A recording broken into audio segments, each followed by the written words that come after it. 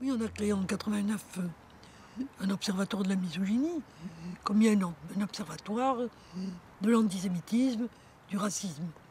Mais il constate toujours à peu près les mêmes choses.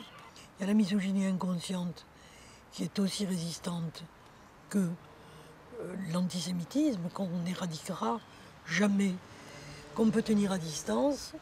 Il y a la misogynie d'État qui est instituée dans certains pays islamistes, par exemple, où il y a des droits vraiment discriminatoires envers les femmes.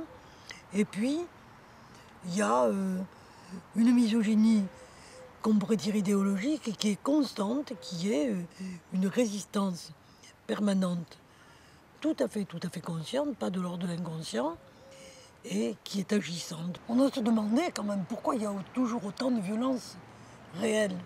Si la violence réelle, malgré les droits acquis, malgré les progrès considérables qui ont été faits dans la citoyenneté, du point de vue de la loi qui n'est pas toujours appliquée et qui surtout ne produit pas de résultats. La parité n'a quasiment pas produit grand-chose au niveau du Parlement.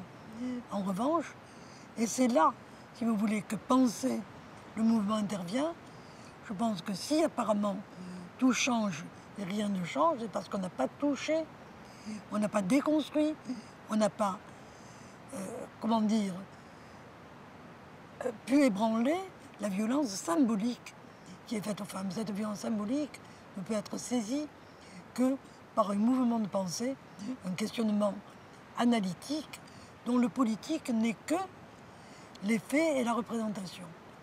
Je crois que ce qui est reproché aux femmes depuis la Genèse, c'est ce qui est reproché, ce qui est envié et détruit et utilisé et exploité, c'est cette compétence particulière à réengendrer indéfiniment et infiniment l'humanité, qui est le lieu de l'envie primordiale et à partir de quoi elles ne sont que tolérées dans un univers exclusivement masculin à travers toutes les civilisations.